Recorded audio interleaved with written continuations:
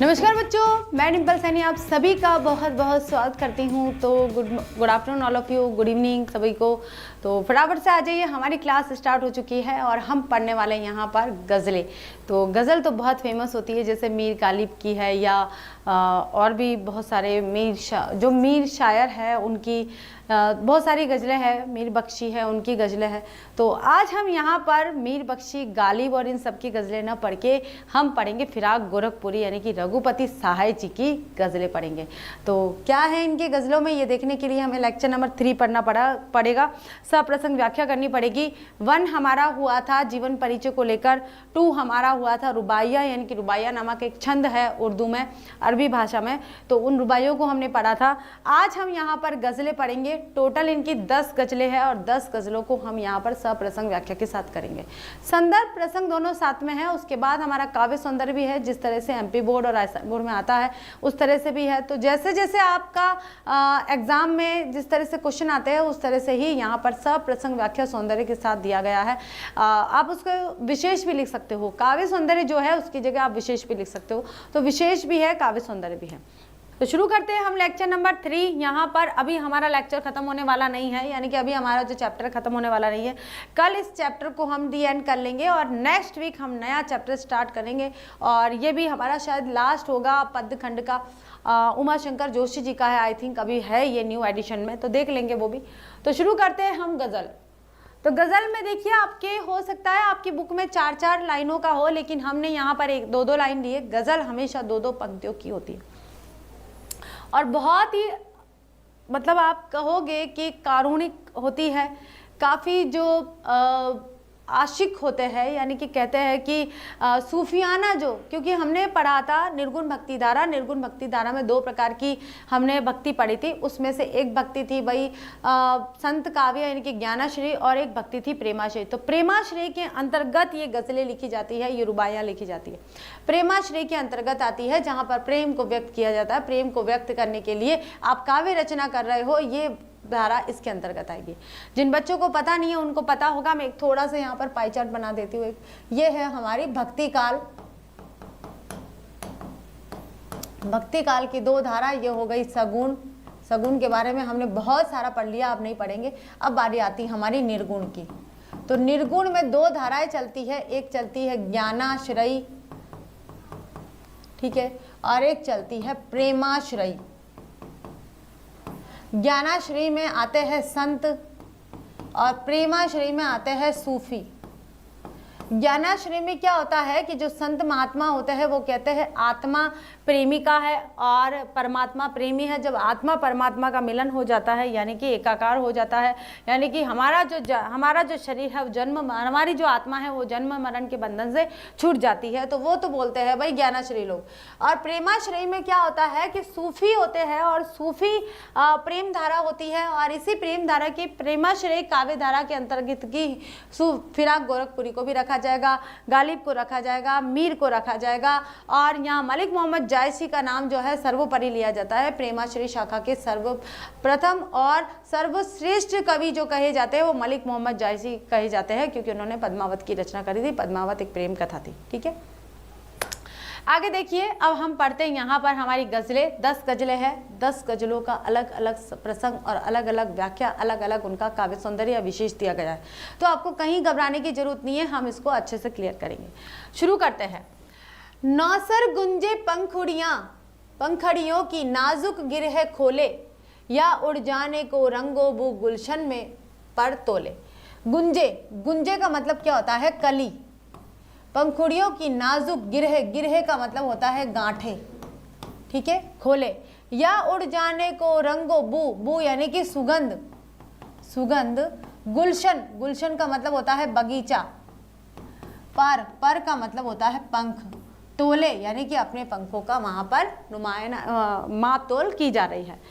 तो प्रसंग हमारा आएगा यहाँ पर कि प्रस्तुत शेर हमारी पाठ्य पुस्तक आरोह भाग 2 में संकलित गजल से उद्धृत है और इसके रचयिता फिराक गोरखपुरी है। और शेर में वसंत ऋतु का वर्णन किया गया है। तो देख लीजिए एक बार, यहाँ भक्ति काल का जो मैंने पाई चार्ट बनाया उसको भी थोड़ा नोट कर लीजिए, आपके लिए बहुत जरूरी है।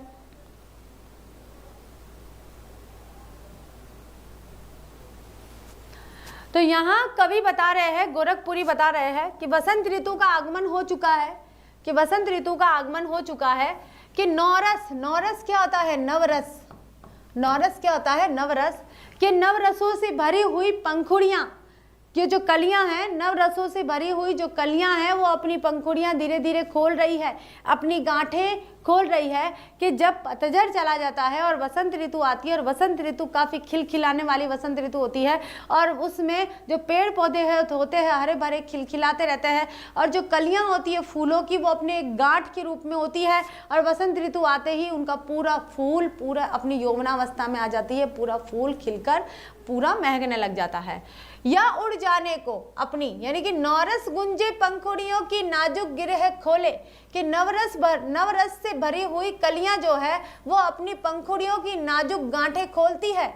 या उड़ जाने को रंगो बु गुलशन पे पर तोले, और इसकी ये जो पंखुड़ियां हैं, ये जो कलियां हैं अपने पूरे बड़े रूप में आना चाहती है, और अपनी खुशबू को पूरे वातावरण, पूरे बगीचे, पूरे संसार में फैलाना चाहती है, और इस खुशबू रूपी संसार से वे आसमान में उड़ना चाहती है। ठीक है, तो कवि कहता है कि बसंत ऋतु में नए रस से भरी कलियों की कोमल पंखुड़ियों की गांठें खुल रही है, और वे धीरे धीरे फूल बनने की ओर अग्रसर है। ऐसा लगता है मानो रंग और सुगंध दोनों आकाश में उड़ जाने के लिए पंख फड़फड़ा रहे हो, और दूसरे शब्दों में बाग में कलियां खिलते ही सुगंध फैल जाती है। बाग में जैसे ही कलियां खिलती है, यानी कि कलियां जब फूल बन जाती है तो चारों तरफ सुगंध ही सुगंध फैल जाती है, महकता हुआ सा बगीचा हो जाता है। तो समझ में आया आपको अच्छे से? अब करते हैं हम इसका विशेष। तो प्रकृति के सौंदर्य का सुंदर वर्णन किया गया है, उर्दू फारसी भाषा का प्रयोग किया गया है, प्रसाद गुण है, बिंब योजना है, संदेह अलंकार है, रंग व खुशबू पर मानवीय क्रियाओं के आरोपण से मानवीकरण अलंकार हो गया है। कर लेंगे क्लियर? अब चलते हैं आगे हमारी दूसरी शायरी या दूसरा शेर। ठीक है, दूसरी गजल। तारे आंखें झपकावे है जर्रा जर्रा सोए। तारे किस प्रकार आंखें झपकाते हैं? टिमटिमाते रहते हैं, उसको क्या बोलते हैं? आंखें झपकाना। और जर्रा जर्रा का मतलब होता है कण कण, कण कण। ठीक है, क्या आसमान में अब यहाँ पर जो कवि है फिराक गोरखपुरी जो शायर है वो क्या कर रहे हैं? रात्रिकालीन जो समय है उसका वर्णन कर रहे हैं, रात के समय का वर्णन कर रहे हैं, और वे कह रहे हैं कि रात के समय में जो तारे हैं वो आसमान में टिमटिमाते रहते हैं, यानी कि आंखें झपकाते रहते हैं, और इस संसार का कण कण सोया हुआ होता है।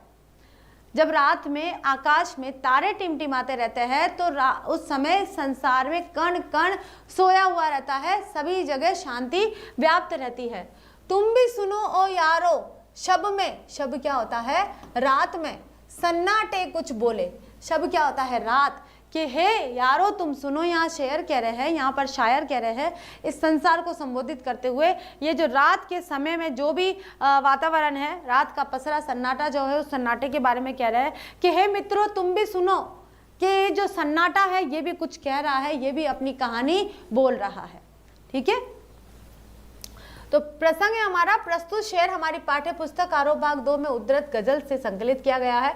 इसके रचयिता फिराक गोरखपुरी है। ये लाइन आपको हर गजल में लिखनी है, ये हमारा संदर्भ है, इसके साथ ही हम प्रसंग बोल रहे हैं। इसमें शायर ने रात के तारों का सौंदर्य वर्णन किया है, रात के तारों की सुंदरता का वर्णन किया गया। शायर कहता है कि रात ढल रही है, अब तारे भी आंखें झपका रहे हैं। आंखें झपकाना टिमटिमा रहे हैं, जैसे ही रात्रि होने लगती है और तारे टिमटिमाने लग जाते हैं। इस समय सृष्टि का कण कण सो रहा है, पूरे संसार का, पूरी जो पृथ्वी है उसका एक एक कण कण सोया हुआ है, शांत है। वह कहता है कि हे मित्रों सुनो, रात में जो पसरा, पसरा का मतलब क्या होता है? फैला हुआ सन्नाटा भी कुछ कह रहा है, कभी कभी शांति भी कुछ कहती है। तो वे यही कह रहे हैं मित्रों सुनो, रात का जो फैला हुआ सन्नाटा है ये कुछ कह रहा है, यह भी अपनी वेदना व्यक्त कर रहा है। वेदना का मतलब क्या होता है? पीड़ा। क्या व्यक्त कर रहा है? पीड़ा। कि रात्रि के समय ये जो सन्नाटा है, ये सन्नाटा कह रहा है कि मतलब सन्नाटा खुद पीड़ा को अनुभव करता है। क्यों करता है? क्योंकि वहाँ कोई बोलते नहीं है, वहाँ पर जीवन नहीं होता है। सन्नाटा तो निर्जीव होता है, जो किसी सुनाई नहीं देता है, वो कभी किसी को एहसास ही नहीं होता है कि सन्नाटे की भी कोई उपयोगिता होती है, नहीं। तो अपनी पीड़ा को व्यक्त कर रहा है। विशेष प्रकृति के उद्दीपन रूप का चित्रण किया गया है और जर्रा जर्रा में पुनरुक्ति प्रकाश अलंकार है, क्योंकि एक ही शब्द बार बार आता है, पुनः पुनः आया है, पुनः उक्ति, इसलिए पुनरुक्ति प्रकाश अलंकार हो गया। सन्नाटे का बोलना में मानवीकरण अलंकार और विरोधाभास हुआ है। सन्नाटे का बोलना, सन्नाटा कभी बोलता नहीं है, और सन्नाटे का बोलना, जैसे सन्नाटा अगर बोलता तो मानवीकरण, और नहीं बोलता है इसलिए विरोधाभास आ गया है। तारों का मानवीकरण किया गया है, क्योंकि आंखें झपकाते हैं, ये क्या है, टिमटिमाना, तो आंखें कौन झपकाते हैं, मनुष्य। उर्दू शब्दावली का प्रयोग किया गया है, विशेष हो गया है। अब चलते हैं हमारा अगला तीसरा शेर यानी कि तीसरी गजल। हम हो या किस्मत हो हमारी तीनों को एक ही काम है, हमारी दोनों को एक ही काम है। यहाँ पर दोनों शब्द आएगा बच्चों, हम हो या किस्मत हो हमारी दोनों को एक ही काम मिला, किस्मत हमको रो लेवे या हम किस्मत को रो लेवे। अब देखिए जो फिराक गोरखपुरी जी है वो यहाँ पर क्या कहना चाह रहे हैं, वो कहना चाह रहे हैं कि हम हो या किस्मत हो, या मैं हूँ या मेरी किस्मत है, हम दोनों को एक ही काम है। कभी कभी हम क्या कहते हैं कि भाई मेरी किस्मत ही खराब है, और कभी कभी किस्मत कहती है कि व्यक्ति ही खराब है कि मैं इसके भाग्य में आ गई हूँ, यानी कि मैं इसकी किस्मत बनी हूँ या मेरी किस्मत खराब है। किस्मत कभी कहती है कि मेरी किस्मत खराब है, और कभी हम कहते हैं मेरी किस्मत खराब है, मुझे ये नहीं मिला है, मेरे भाग्य खराब है, मुझे अच्छे नंबर नहीं आए हैं, मुझे जो मिलना चाहिए था वो मुझे नहीं मिला है। क्योंकि भाग्य में भी बहुत कुछ होता है, जब आपको अचीव होता है तब तक नहीं होता है। और ये एक सनातन सत्य है कि आप कहोगे कि भाग्य हमारी लकीरों को, हमारे हाथों में भाग्य लिखा होता है या हमारे मस्तिष्क में भाग्य लिखा होता है, और ये सच बात है। आपके भाग्य में यानी कि आपके पूर्व जन्म के कर्मों से जो मिला है वो आपको मिलेगा, या भाग्य में है वो मिलेगा, लेकिन उसके भरोसे बैठना नहीं है। हमें अपने कर्तव्यों का निर्वाह करते रहना चाहिए, जो उस कर्तव्यों के फलस्वरूप जो हमारे भाग्य में लिखा है वह हमें मिल जाएगा। ठीक है, तो यहाँ पर कह रहे हैं कि हम है या मैं हूं या मेरी किस्मत है, हम दोनों ही एक जैसे हैं। मैं हूं या मेरी किस्मत है, हम दोनों एक जैसे हैं। किस्मत हमको रो लेवे, या तो किस्मत कहेगी कि मैं किसकी किस्मत बन गई हूँ, किस व्यक्ति की किस्मत बन गई हूँ, या मैं कहूँगी कि मेरी किस्मत कौन बन गई है, भाई मेरी किस्मत में क्या है। तो यानी कि या तो मैं किस्मत को रो लूँ, या मैं किस्मत को ताना मार लूँ, या किस्मत मुझे ताना मार ले। ठीक है, आगे देखिए। तो यहाँ आता है प्रसंग। प्रस्तुत शेर हमारी पाठ्य पुस्तक आरोप भाग 2 में संकलित गजल से लिया गया है, और इसके रचयिता फिराक गोरखपुरी। इसमें शायर ने मनुष्य की दोषारोपण करने की प्रवृत्ति के विषय में बताया है कि अगर हमसे कुछ काम नहीं होता है या हम सफल नहीं होते हैं तो हम किसी और पर उसका दोष मढ़ देते हैं। हमें अच्छे नंबर नहीं आए तो हम कहेंगे हमारी किस्मत ही खराब है, मेरी तो किस्मत ही खराब है, मेरे अच्छे नंबर आते ही नहीं। क्यों नहीं आते, मेहनत करिए, क्यों नहीं आते।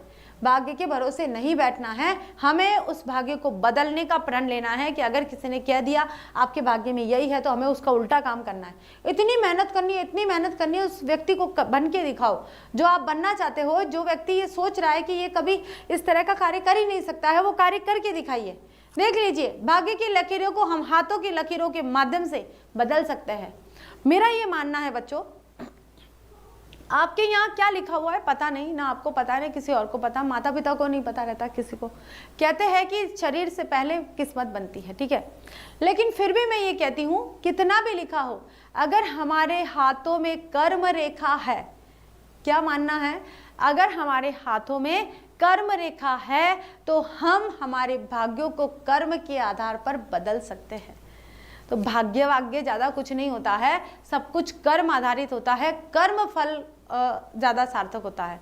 तो कर्म के फल की इच्छा करो, भाग्य के फल की इच्छा न करो। शायर कहता है कि संसार में मेरी किस्मत और मैं खुद दोनों ही एक जैसे हैं, हम दोनों एक ही काम करते हैं। अभाव के लिए मैं अपनी किस्मत को दोष देता हूँ और इसलिए किस्मत पर रोता हूँ, और किस्मत मेरी दशा को देखकर रोती है, और वह शायद मेरी हीन कर्मनिष्ठा को देखकर झल्लाती है, यानी कि वो झुंझला जाती है कि मैं किस व्यक्ति के पाले पड़ गई हूँ, किस व्यक्ति की किस्मत बन गई हूँ कि जो कर्म करता ही नहीं है। ठीक है, आगे देखिए। विशेष निराशा व अकर्मण्यता पर व्यंग किया गया है कि जो व्यक्ति निराशावादी होते हैं या अकर्मण्य होते हैं, यानी कि जो काम नहीं करते हैं, अपना कर्म नहीं करते हैं, अपने कर्तव्यों का निर्वाह नहीं करते हैं और आशावादी नहीं होते हैं, उम्मीद नहीं जगाते हैं, उनके ऊपर व्यंग कसा गया है कि या तो किस्मत को मैं रो लूं या किस्मत मुझको रो ले। या तो मैं किस्मत को ताना मारूं या किस्मत मुझे ताना मारे, ऐसा भी तो हो सकता है। उर्दू फारसी शब्दों का प्रयोग किया गया है, ये आपको सभी में लिखना है। उर्दू फारसी शब्दों का प्रयोग, किस्मत को मानवीय क्रिया करते हुए दिखाया गया है। किस्मत, या तो किस्मत मुझे रो ले तो किस्मत रोती है क्या, लेकिन फिर भी मानवीकरण किया गया है। अतः मानवीकरण अलंकार है और गजल एक छंद है। हम कहना उर्दू की पहचान है, हम अपने लिए स्वयं को कहना। चौथी गजल आती है हमारी, जो मुझको बदनाम करे काश वे इतना सोच सके, मेरा पर्दा खोले या अपना पर्दा खोले। देखिए इस जो गजल है, पर्दा यानी कि जो भी रहस्य है, ठीक है, रहस्य बोल सकते, पर्दे को क्या बोलेंगे हम यहाँ पर, रहस्य। कि जो मुझको बदनाम करे यानी कि मेरे बारे में कोई अनर्गल बात कहना चाह रहा है, ठीक है। हमने निंदा रस पढ़ा था, कहाँ पढ़ा था, यूपी 10th में पढ़ा था। अगर आप में से किसी बच्चे ने क्लास ली हो वो, तो आपको समझ में आएगा। हमने जब निंदा रस पढ़ा था तो उसमें क्या था कि हम किसी की बुराई कर रहे हैं, हम किसी की बुराई करते हैं तो क्या बता रहे हैं कि हमारी सोच क्या है, लोगों की बुराई करना, लोगों की निंदा करना, ठीक है। तो यहाँ पर जो फिराक गोरखपुरी जी हैं, उनकी ये जो 2 पंक्तियाँ, इसमें इतना बड़ा सार भरा हुआ है। वो ये कह रहे हैं कि जब हम किसी के बारे में कहते हैं तो पहले हम अपनी बात बता रहे हैं कि तुम मेरे रहस्य को बता रहे हो, तुम मेरी बुराई कर रहे हो, लेकिन अपनी खुद की गलत बातें भी बता रहे हो, कि अपने खुद के बारे में भी लोगों को एहसास दिला रहे हो। मैंने भाई अपने दोस्त की बुराई कर दी, भाई मेरा दोस्त ऐसा है, पढ़ता लिखता नहीं है, बिल्कुल भी काम नहीं करता है, काम चोर है ना। मैंने उसके बारे में बता दिया, भाई वो तो चीटिंग करता है, वो ये करता है, ठीक है, सब बात बता दी।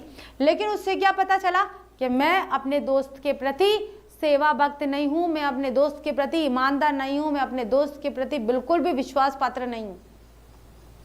रहस्य खोल दिया मैंने अपना, क्योंकि मैं अपने दोस्त की बुराई किसी और के सामने बता रही हूं। इसका मतलब यह है कि मैं दोस्त बनाने लायक नहीं हूं, मुझसे दोस्ती करने की मतलब दोस्ती नहीं की जा सकती, मैं ईमानदार नहीं हूं, मैं विश्वास पात्र नहीं हूं।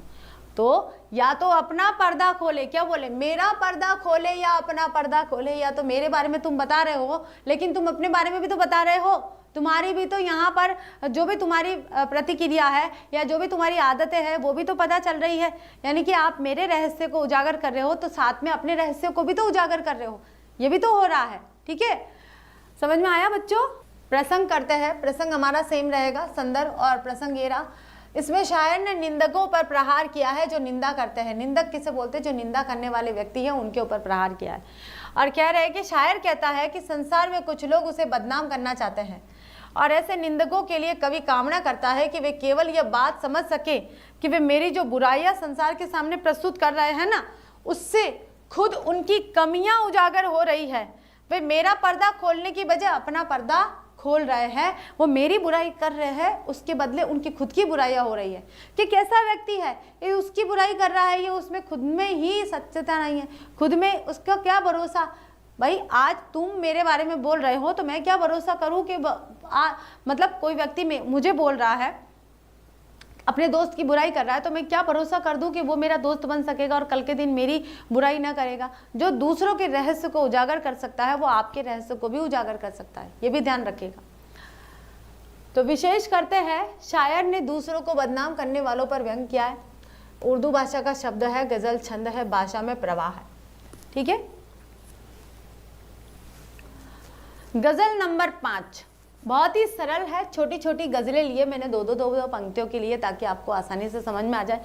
आपके एग्जाम में हो सकता है 4 पंक्तियों की, 6 पंक्तियों की गजल भी आ सकती है। ये कीमत भी अदा करे हम बदसूरती ए होशो हवास, तेरा सौदा करने वाले दीवाना भी होली है, ठीक है।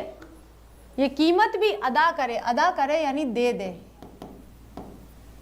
बदसूरती का मतलब क्या होता है, भद्दा दिखना, ए होशो हवास, होशो यानी सचेत, सचेत होकर। तेरा सौदा का मतलब होता है व्यापार करने वाले दीवाने।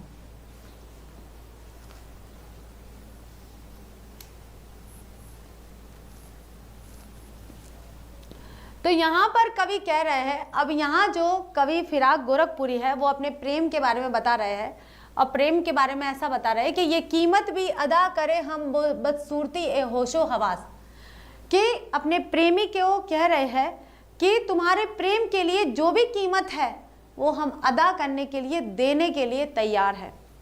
कि तुम्हारे प्रेम के प्रति जो कीमत है उस कीमत को देने के लिए हम तैयार है, उस कीमत को अदा कर रहे हैं, उस कीमत को मैं पूरी कीमत दे रहा हूँ। यानी कि मैं तुम्हारे साथ पूरे विश्वास के साथ प्रेम में बंधा हुआ हूँ और उस प्रेम के प्रति जो भी कीमत है वो मैं अदा कर रहा हूँ। तेरा सौदा करने वाले, तेरा सौदा यानी कि तुम्हारे प्रेम का जो सौदा है, तुम्हारे प्रेम का जो व्यापार करने, हम तुम्हारे प्रेम का व्यापार करने वाले हैं। यानी कि प्रेम का व्यापार क्या होता है? प्रेम के बदले प्रेम देना, प्रेम के बदले प्रेम देना। तो वो जो प्रेम है उस प्रेम का व्यापार करने वाले हैं। दीवाना भी होली है, इसके लिए हम दीवाना बनने के लिए भी तैयार है। लोग मुझे दीवाना कहते हैं कि क्या दीवाना बनता फिरता रहता है, तो मैं उसके लिए भी तैयार हूँ। लोग मुझे ताना मारने के लिए तैयार है, तो मैं उसके लिए भी तैयार हूँ। लोग मुझे कुछ भी कह देते हैं, लोग मुझे कह देते कि ये तो प्रेमी है। समाज मुझे गलत नज़र से देख रहा है तो उसके लिए भी तैयार हूँ। समाज मुझे पागल कह रहा है तो उसके लिए भी तैयार हूँ। बस चाहे वो मुझे दीवाना कह रहा है तब भी मैं तैयार हूँ। क्यों? क्योंकि मैं तुम्हारे प्रेम की कीमत अदा करना चाह रहा हूँ। तुम सोच रहे हो कि मैं कुछ छुपाऊं, तो ऐसा नहीं हो सकता है। मैंने तुम्हारे साथ प्रेम किया है तो उस प्रेम को बताने के लिए, उस प्रेम की जो भी कीमत है उसको अदा करने के लिए मैं तैयार हूँ। चाहे उसके लिए मुझे कुछ भी कीमत चुकानी पड़े, कोई भी सौदा करना पड़े। तो सौदा यानी व्यापार, और व्यापार कर रहा है यानी कि जो लेखक है वो अपने प्रेमी से प्रेम कर रहे हैं। ठीक है, तो प्रेमी से प्रेम करने के कारण भले ही उन्हें बदनाम होना पड़ रहा है, भले ही उन्हें पागलपन सहन करना पड़ रहा है, लोग उन्हें पागल कह रहे हैं, लोग उन्हें दीवाना कह रहे हैं, लोग उन्हें सरफिरा कह रहे हैं, कुछ भी कह रहे हैं, तो लोग यहाँ पर लेखक है वो सुन रहे हैं। तो वो कह रहे हैं कि प्रेम के बदले जो कुछ भी कीमत है उस कीमत को मैं अदा करने के लिए, देने के लिए तैयार हूँ। तो प्रस्तुत शेर हमारी पाठ्य पुस्तक आरोह भाग 2 में संकलित गजल से उद्धृत है और इसके रचयिता फिराक गोरखपुरी है। इसमें कवि ने प्रेम की कीमत अदा करने के बारे में बताया है।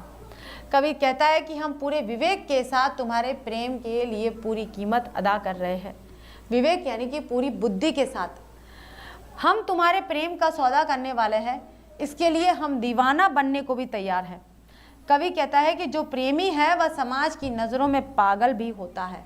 समाज की नज़रों में क्या बोलते हैं? उसको पागल कहते हैं, क्योंकि वो मदमस्त होकर प्रेम करता है।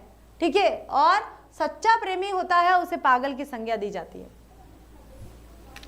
विशेष में आ जाएगा कि कवि ने प्रेम के संपूर्ण समर्पण का वर्णन किया है, उर्दू शब्दावली का प्रभावी प्रयोग किया है और कीमत अदा करना मुहावरे का प्रयोग है और गजल छंद है। ठीक है, ये कुछ चीजें ऐसी है जो आपके विशेष में सेम होगी, आप लिख सकते हो। ठीक है, गजल नंबर 6, अभी भी हमारी 6 के बाद 4 गजल और बची है, 5। तेरे गम का मतलब क्या होता है? दुख। कौन सा दुख? यहाँ पर प्रेमी प्रेमिका की बात की जा रही है। जब प्रेमी जो है अपनी प्रेमिका से दूर हो जाता है या प्रेमिका अपनी प्रेमी से दूर हो जाती है तो क्या हो जाता है भाई? गम हो जाता है, पीड़ा हो जाती है, दुख हो जाता है। तेरे गम का पासे अदब है, कुछ दुनिया का ख्याल भी है। पासे यानी कि पास, सबसे छिपा के दर्द के मारे चुपके चुपके रो ले है। तो देखिए क्या कह रहे हैं यहाँ पर फिराक गोरखपुरी जी कि तेरे गम का पासे अदब है। अदब का मतलब होता है ध्यान रखना, थोड़ा सा मुझे पता है कि जब यहाँ पर कहा जा रहा है कुछ दुनिया का ख्याल भी है, कि भले ही मुझे पता है कि जो मैं तुमसे प्रेम कर रहा हूँ और प्रेम करने के कारण जो तुम्हें दुख हो रहा है उस दुख का ख्याल मुझे है और इस दुनिया का भी ख्याल है, इसलिए सबसे छिपा के दर्द के मारे चुपके चुपके रोले हैं। इसलिए मैं तुमसे प्रेम करता हूँ और वो प्रेम मुझे प्राप्त नहीं हो रहा है तो मैं तुम्हारा ख्याल कर रहा हूँ, तुम्हारा सम्मान का ख्याल कर रहा हूँ, तुम्हारे इस संसार में जो ख्याति है उसका ख्याल कर रहा हूँ। इस कारण से मैं चुपके चुपके इस संसार से, इस दुनिया से दुनिया को बेखबर रख के और फिर मैं उस दुख को जाहिर करता हूँ और सिर्फ अपने तक ही सीमित रखता हूँ। क्या कहना चाह रहे हैं यहाँ पर कवि फिराक गोरखपुरी कि जो प्रेमी होते हैं, यानी कि एक प्रेमी है या और एक प्रेमिका है, प्रेमी प्रेमिका का मिलन नहीं हो सकता है, मान लीजिए उनका विवाह नहीं हो सकता है, तो कोई व्यक्ति सच्चा प्रेम करता है अपनी प्रेमिका से तो वो कभी भी उसे बदनाम करने की कोशिश नहीं करेगा। वो क्या करेगा? अगर उनका विवाह नहीं हो रहा है तब भी उसे बदनाम न करके, अगर उसे रोना भी आ रहा है तो इस संसार से, इस दुनिया को बेखबर रख के, इस दुनिया से दूर वो अपने दुख को जाहिर करने की कोशिश करेगा। अगर उसे दुख भी हो रहा है तो अपनी पीड़ा को वो छुपा कर रखेगा, संसार को नहीं बताएगा, ताकि वह जिससे प्रेम कर रहा है वह बदनाम न हो। इस वजह से तो उसकी बदनामी को बचाए रखने का वह भरसक प्रयास करता है। प्रस्तुत शेर हमारी पाठ्य पुस्तक आरोह भाग 2 में संकलित गजल से उद्धृत है। इसके रचयिता फिराक गोरखपुरी जी है। इसमें शायर ने प्रेम की पीड़ा को व्यक्त किया है कि प्रेम की पीड़ा क्या होती है। कि कवि अपनी प्रेमिका से कहता है कि मुझे तुम्हारे गम का पूरा ख्याल है, कि तुम कितनी दुखी हो मुझे अच्छे से पता है, मैं तुम्हारी पीड़ा का सम्मान करता हूँ, परंतु मुझे संसार का भी ध्यान है। ये संसार जो है, ये दुनिया है, इसका भी मुझे ध्यान है। यदि मैं हर जगह तुम्हारे लिए दुख को सबके सामने गाता फिरूं तो दुनिया हमारे प्रेम को बदनाम करेगी। तुम कहते हो कि तुम मेरे, मतलब तुम समझ रही हो कि मुझे तुम्हारे दुख नहीं है, मुझे तुमसे प्रेम नहीं है, और प्रेम के कारण मुझे दुख नहीं हो रहा है, तो वो हो रहा है। लेकिन अगर मैं तुम्हारे ये सारी बातें पूरी दुनिया को सुनाता रहूंगा तो बदनामी तुम्हारी होगी। तो इस तुम्हारी बदनामी को बचाए रखने के लिए, यानी कि तुम्हारा सम्मान बनाए रखने के लिए, मुझे इस संसार से अलग अपने दुख को व्यक्त करना होगा। इसलिए मैं इस पीड़ा को अपने हृदय में छिपा लेता हूँ और चुपचाप अकेले में रो लेता हूँ। आशय यह है कि प्रेमी अपने दुख को संसार के सामने प्रकट कभी नहीं करते हैं, वे अंदर ही अंदर रोते हैं, वे होते हैं प्रेमी। ठीक है, अब करते हैं हम विशेष कि कवि ने विरह भावना का प्रभावी चित्रण किया है, उर्दू मिश्रित हिंदी भाषा का प्रयोग किया है, चुपके चुपके पुनरुक्ति प्रकाश अलंकार है, गजल छंद है और वियोग श्रृंगार रस है। यहाँ पर वियोग श्रृंगार रस क्यों? क्योंकि यहाँ पर प्रेम न व्यक्त करके और रो लेने की बात जब आ रही है तो वियोग श्रृंगार रस आ जाता है। अब आते हैं यहाँ पर हमारी 7वीं गजल। फितरत का कायम है तवानुज आलमे हुस्नो इश्क में भी, उसको उतना ही पाते हैं खुद को जितना खोले। फितरत क्या होती है? आदत कि भाई इसकी तो फितरत ही कायम है, यानी कि ऐसी आदत रहती है। तवाजुन का मतलब क्या होता है बच्चों? फितरत का कायम है तवाजुन का मतलब होता है संतुलन बनाना। आल में हुस्नो इश्क, प्रेम में, ठीक है, उसको उतना ही पाते हैं खुद को जितना खोले। अब देखिए क्या होता है, चाहे आप प्रेम ईश्वर से करें, चाहे आप प्रेम किसी व्यक्ति से करें, चाहे आप प्रेम अपने पुत्र से करें या पुत्री से करें, आप अपने पिता से करें, अपने माता से करें, अपने भाई से करें, अपनी बहन से करें, जिस भी रिश्ते में आप प्रेम कर रहे हो, किसी से भी प्रेम कर रहे हो, उसमें क्या होता है? आदान प्रदान होता है। ठीक है, और वो आदान प्रदान कैसा होता है कि आपने प्रेम दिया है तो आपको प्रेम मिलेगा, ऐसा ही होता है। माता अगर पुत्र को प्रेम कर रही है तो पुत्री भी माता को प्रेम करता है। अगर कोई व्यक्ति अपने प्रेमिका से प्रेम कर रहा है तो वो प्रेमिका भी उसको प्रेम करती है। तो ये क्या है? प्रेम का आदान प्रदान है, और ये फितरत है कि व्यक्ति की यही फितरत होती है और इस संसार की भी यही फितरत है कि आप जितना उसको दोगे उतना ही आपको मिलेगा। अगर आप ईश्वर के प्रति ईश्वरमय होना चाहते हो, अगर आप ईश्वर को प्राप्त करना चाहते हो तो पहले आपको ईश्वरमय होना पड़ेगा, ईश्वर में घुल जाना पड़ेगा, ईश्वर में पूरा अपने आप को सौंप देना पड़ेगा। ऐसे आप प्रेम करना चाहते हो किसी प्रेमिका से, तो सबसे पहले आपको उससे भरसक प्रेम करना पड़ेगा, जब जाके आप उसका प्रेम प्राप्त कर सकते हो। यानी कि आपको उसका सम्मान करना पड़ेगा, उसका ध्यान रखना पड़ेगा, ये सारी चीज़ें। ऐसे ही जब माता अपने बच्चे से प्रेम करती है तो पूर्ण रूप से उसका ध्यान रखती है, और जब बच्चा थोड़ा बड़ा हो जाता है तो वो भी छोटी छोटी चीज़ों के लिए माता के ऊपर आश्रित होता है, और माता को भी वो, यानी अपनी माँ को भी वो प्रेम करता है, तो माँ का भी छोटी छोटी चीज़ों में वो ध्यान रखता है। तो प्रेम तो आदान प्रदान है, अगर आपने प्रेम किया है तो उसका आदान भी आपको मिल जाएगा, यानी कि अगर आपने सच्चा प्रेम किया है तो उसका आपको प्रतिफल भी मिल जाएगा।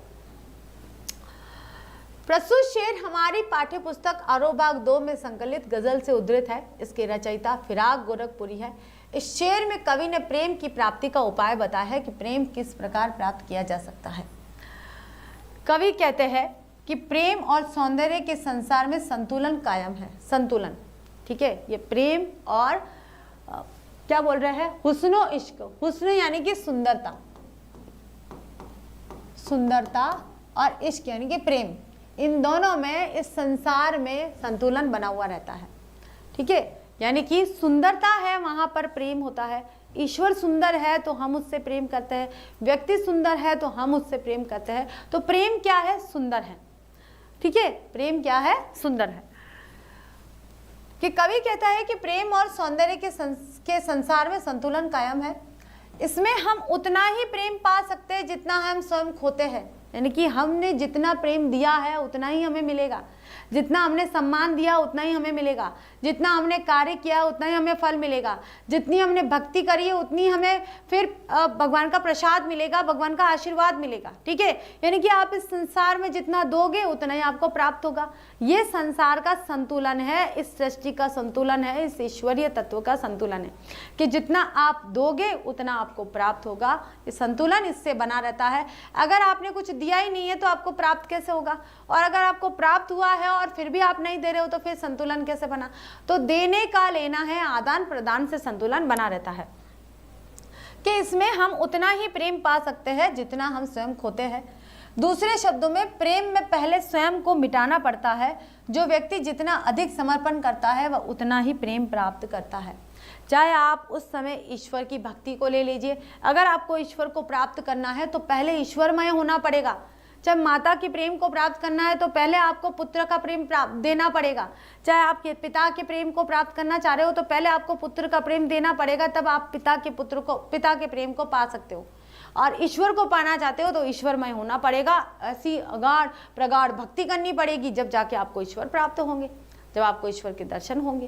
तो ऐसे ही प्रेम भी वही है कि जितना आप प्रेम दोगे उतना आपको प्रेम मिलेगा। यानी कि जितना आप प्रेम में स्वयं को मिटाओगे उतना आपको प्रेम प्राप्त होगा।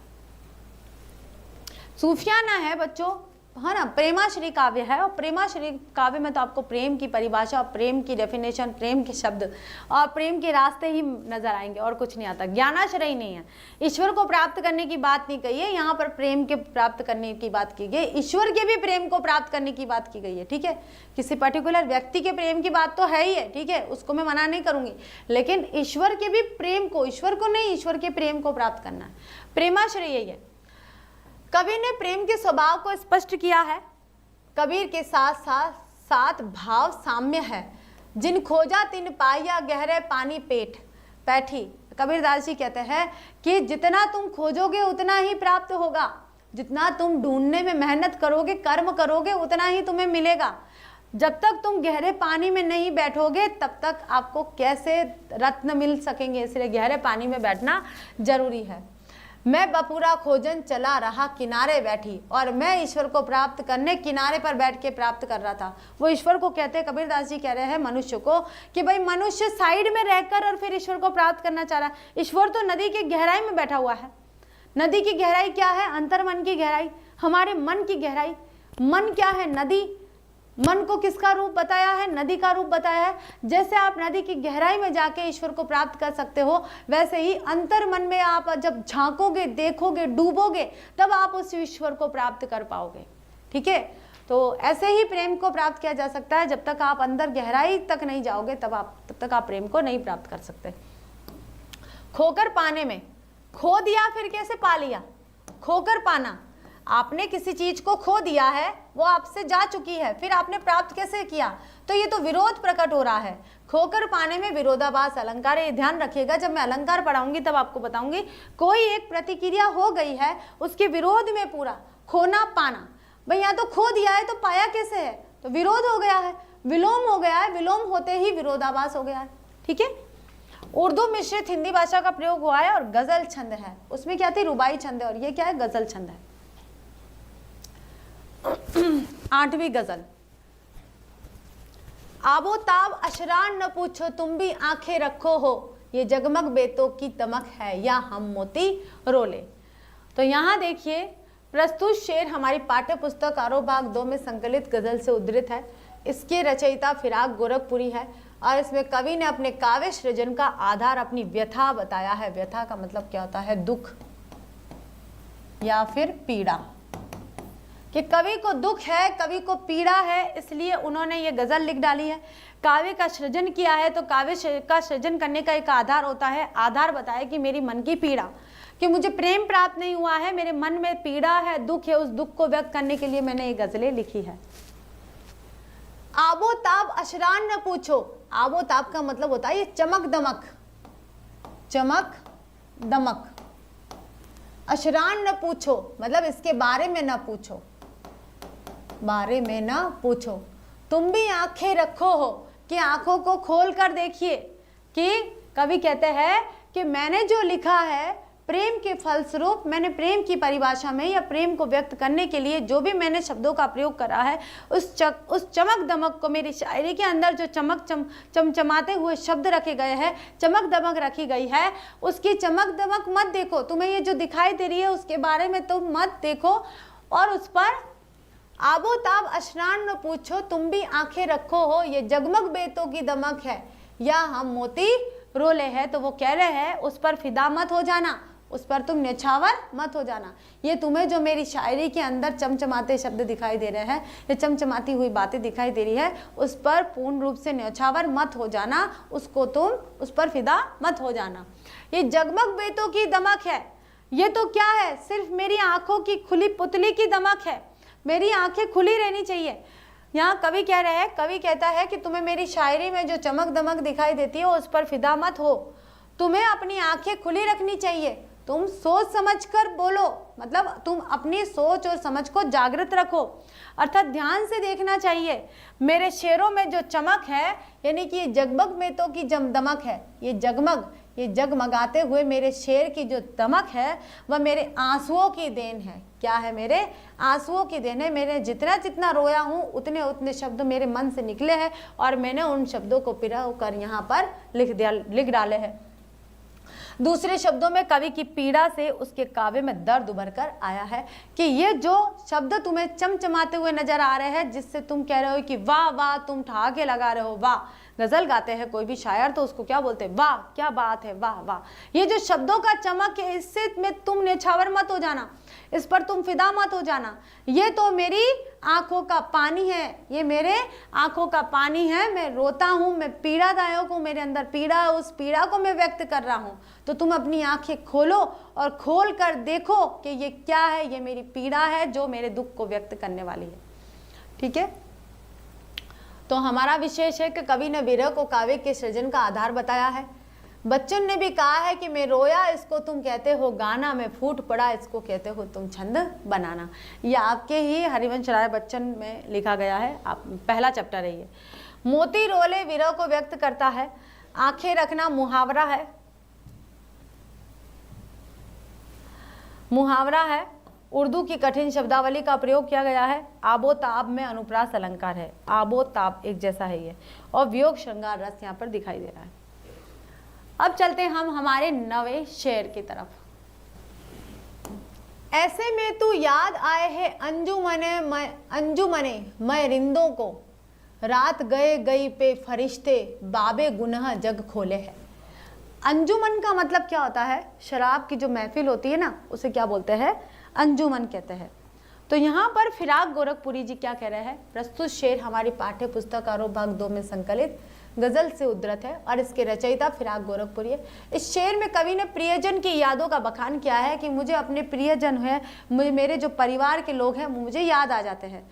अब कब याद आते हैं? देखिए कि कवि कहता है कि तुम वियोग के समय में ऐसे में तू याद आए, तू कौन? उसके प्रियजन। ठीक है, अब यहाँ पर प्रियजन से आप कई लोगों को ले सकते हो, या फिर जो कवि है वो जिससे प्रेम करते हैं तो यहाँ उनकी प्रेमिका भी हो सकती है। ठीक है, कौन हो सकती है भाई? प्रेमिका भी हो सकती है, तो प्रेमिका को भी याद कर रहे हैं। वो ये कह रहे हैं कि ऐसे में तू याद आए है, कि ऐसे में तू याद आए है अंजुमने। अंजुमने मतलब होता है शराब की महफिल।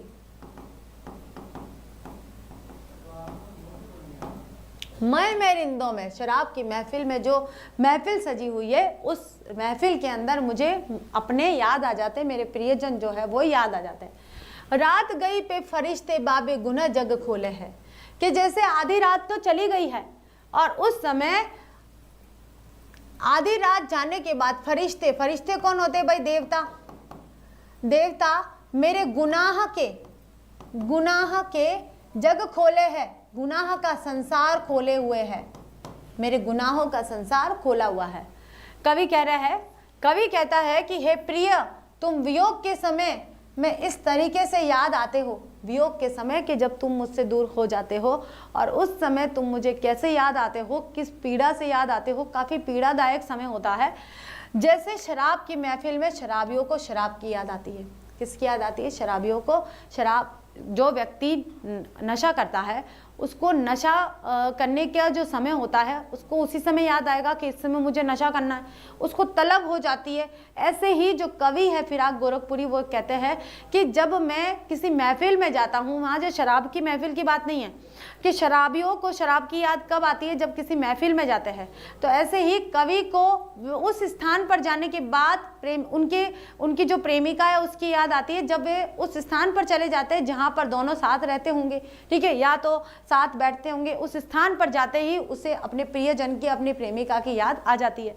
जैसे कवि अपने परिवार के साथ रहता है तो घर में आते ही, मान लीजिए घर में आते ही उनको अपने परिवार की याद आ जाती है। मान लीजिए आप अपने घर में अकेले हो, आपके परिवार के सभी लोग किसी शादी में गए हैं या किसी बाहर के किसी स्थान पर गए हैं। अब आप स्कूल से घर गए, स्कूल से घर जाने के बाद में आपको बहुत अकेला महसूस हुआ, थोड़ी देर तो आपने निकाल लिया, लेकिन बाद में आपको फिर अपने प्रियजनों की याद आ गई। तो कब याद आएगी?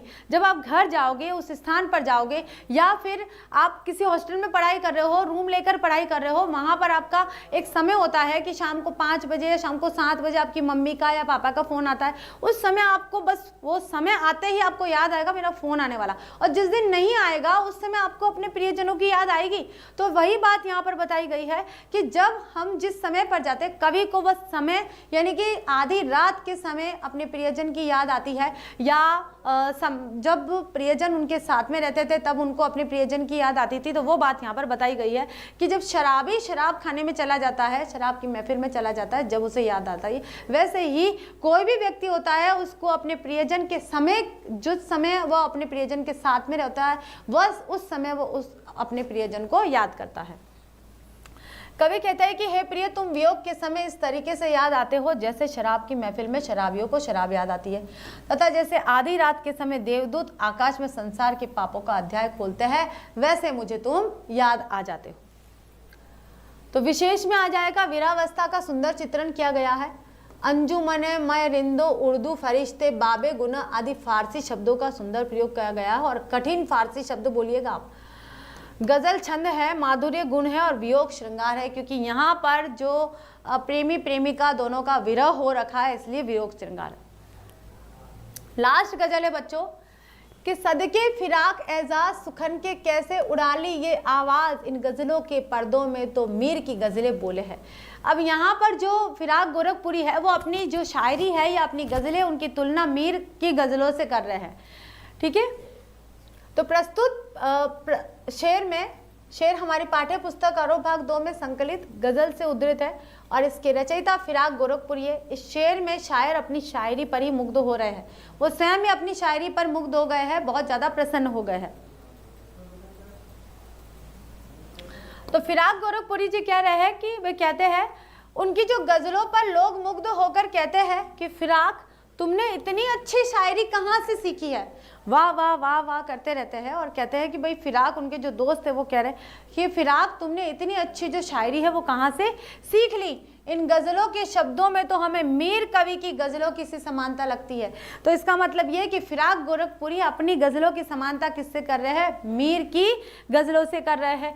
भाव यह है कि कवि की शायरी प्रसिद्ध कवि मीर के समान उत्कृष्ट दिखाई दे रही है, यानी कि इतनी अच्छी शायरी वे करने लग गए हैं, ठीक है। तो यहाँ पर उन्होंने स्वयं अपनी गज़लों की तारीफ करी है। कवि अपनी प्रशंसा स्वयं करता है भाई, और उर्दू शब्दावली की बहुलता है। गज़ल छंद है, उड़ा लेना, मुहावरे का अर्थ है चुरा लेना, और गेयता, और यानी कि गाने योग्य है, ठीक है। तो बच्चों देखिए, आज हमने यहाँ पर NCERT board 12th class Hindi आरोह भाग 2 का जो चैप्टर है, रुबाइया गज़ल लिखी गई है फिराक गोरखपुरी, तो हमने चैप्टर तो कंप्लीट कर लिया है, लेकिन क्वेश्चन आंसर भी बाकी है। तो रुबाई गज़ल दोनों हो गए हैं सब प्रसंग व्याख्या के साथ में। अब कल हम इसके क्वेश्चन आंसर करके इस चैप्टर को दी एंड कर लेंगे। तो आज इतना ही, फिर कल मिलते हैं नई क्लास में लास्ट टॉपिक के साथ में। Thank you so much.